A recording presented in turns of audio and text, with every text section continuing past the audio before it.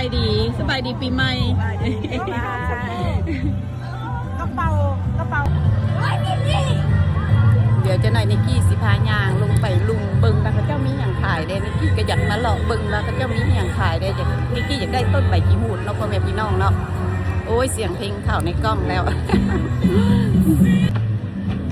หลายปีแล้วเนาะพ่อแม่พี่น้องป้องป่ายนิกกี้บ่ได้มาบุญบัดลาวเนาะ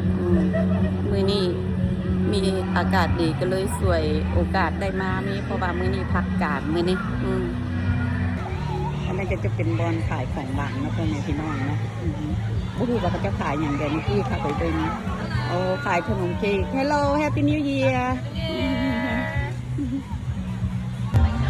อันนี้จะเป็นอาหารคนลาวนะคนขายของมีกว่ามีอย่างมีส่งผักกาดสบายดีปีใหม่โชคดีปีใหม่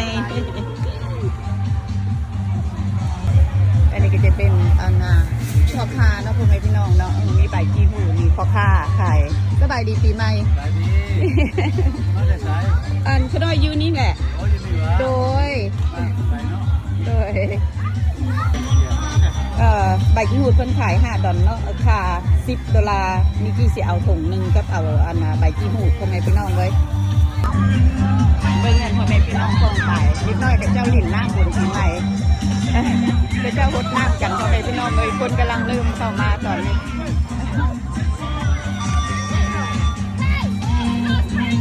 ทั้งลุงกับเจ้ากลางเต้นจะขายเครื่องขายของพ่อแม่พี่น้องเลย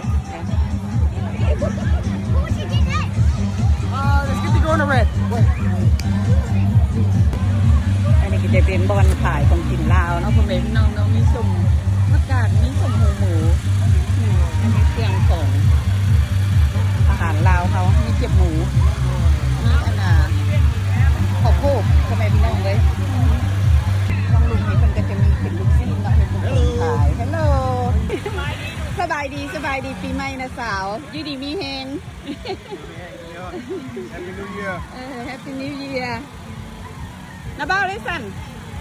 นาบ้าได้มาสั่นก็เป็นเมื่ออยู่เมืองลาวเป็นมาอยู่แต่ว่าพนักเมื่ออยู่เมืองลาวแต่2 ปีมาเพิ่นมานาสาวบ่ได้เมื่อน้ำเพิ่นบ่สั่นบ่ได้เมื่ออยู่นาสาวบ่เมื่ออยู่วุ่นบ่สั่นเป็นเมื่อแล้วมีปัญหาเลยปล่อยไปโอเคโชคดีปีใหม่นาสาวอยู่ดีมีแฮงว่าอยากกินตำบักหุ่งบ่นางมากินแม่ได้มันจะเป็นเป็ดผักเป็นเครื่องขายเองเนาะมาจากประเทศลาวอันนี้คนเลยที่นอนกองฝ่ายเลยนี่จะเป็นเครื่องสุดลาวเนาะ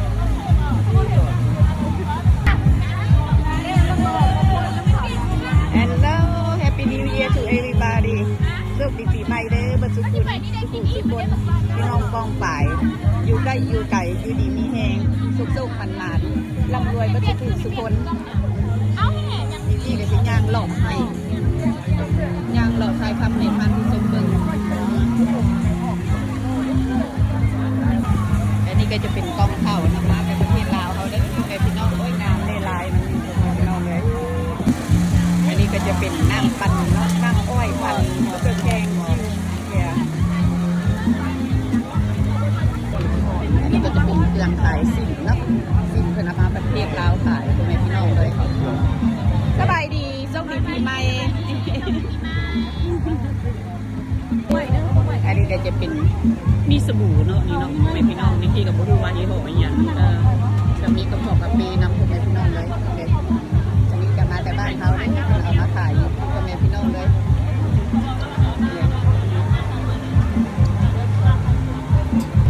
อันนี้ก็จะเป็นฝาอัดขวดเข่า1 เข่าเนาะพ่อแม่พี่น้องเนาะอันนี้เป็นหัวพ่อแม่พี่น้องเลยนี่เครื่องลาวมาแต่บ้านเขาก็มีร้านคนดีเป็นเอามาขายอยู่วัดบุญที่ในลาวเนาะวัดลาวที่ลิเบเรลจอร์เจียเนาะท่านผู้ชมเดี๋ยวนิกกี้จะพาย่างไปเลาะบึงวันนิกกี้ก็หากระชิเข้ามาเพราะจะมีหลายบอลอยู่ยังไม่ทันได้ไปทัวร์เชียร์กำลังเริ่มเข้ามาพ่อแม่พี่น้องเลยสบายดีปีใหม่อันนี้ก็จะเป็นบอลที่บ้านคุณมาสั่งของคุณเราสั่งอาหารไปแล้วก็ไปนั่งกินอยู่คุณพ่อแม่พี่น้องเลยเล่นของขายเพิ่งจะมีเกี๊ยวหมูเนาะมีส้มป่ามีส้มหมู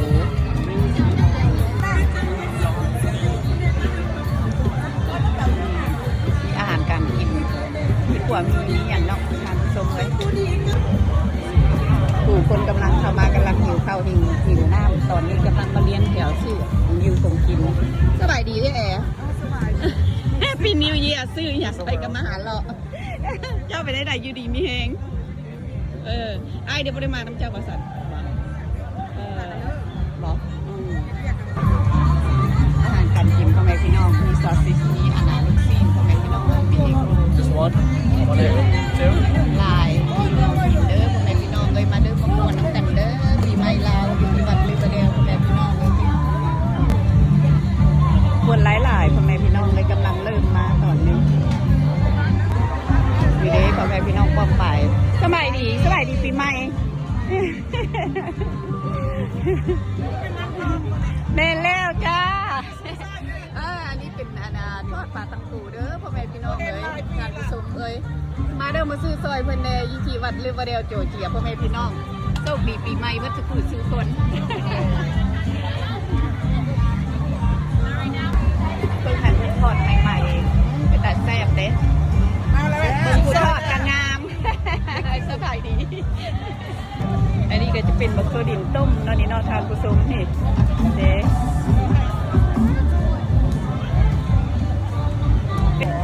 อันนี้ก็จะเป็นบอนขายน้ำปั่นเนาะพ่อแม่พี่น้องเนาะน้ำปั่นขายน้ำปั่นอากาศร้อนเดี๋ยวจะไหนกับคนติ่มร้านอะไรจังเลยมาโอเดอร์กินน้ำสบายดีปีใหม่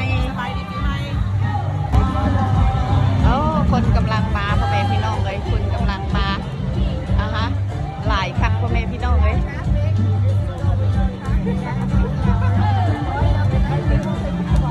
กล้องในกี้บสันพ่อแม่พี่น้องเลยในกี้ย่างถ่าย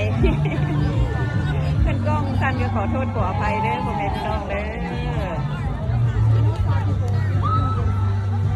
เดี๋ยวในกี้สิพาทานผู้ชมไปเบิ่งกับเจ้า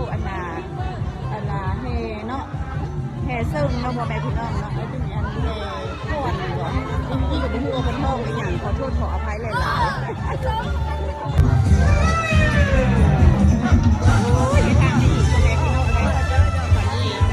หลายทำมาหลายแล้วเดี๋ยวจะได้พื้นที่โซอาตัดสินพ่อแม่พี่น้องไปส่งทางไหน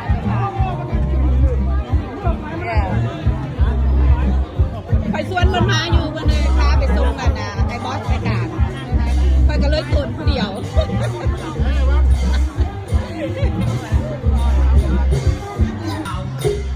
ตอนนี้เป็นกำลังที่ให้ร้านสงขลาเด็กของหวาน